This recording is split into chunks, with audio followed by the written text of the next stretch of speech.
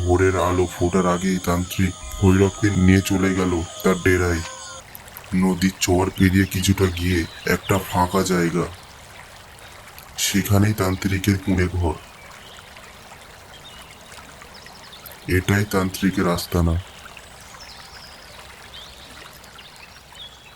তা তুই রান্না বান্না করতে পারিস তো? হ্যাঁ হ্যাঁ, আমি সব পারি। জ্বালানির কাঠও শেষ হয়ে গেছে।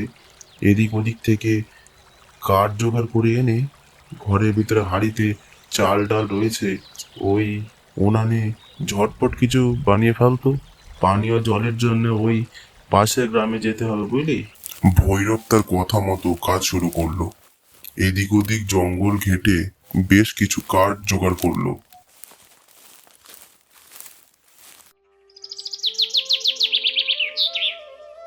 তারপর পানীয় জলের জন্য গ্রামে গিয়ে পৌঁছালো।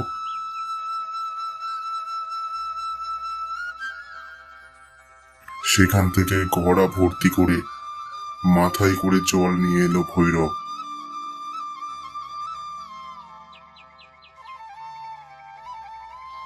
তারপর সে রান্না বান্নার কাজ শুরু করলো। দুপুরে কলা পাতায় করে তান্ত্রিককে খাবার দিল সে।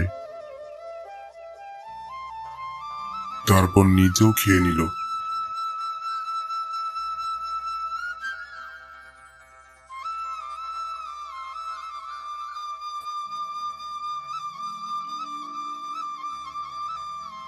বিকালে তান্ত্রিক ভৈরবকে বলল, শোন ভৈরব, আমি একটা বিশেষ প্রক্রিয়াকরণের মধ্যে এর করণে লিপ্ত রয়েছি।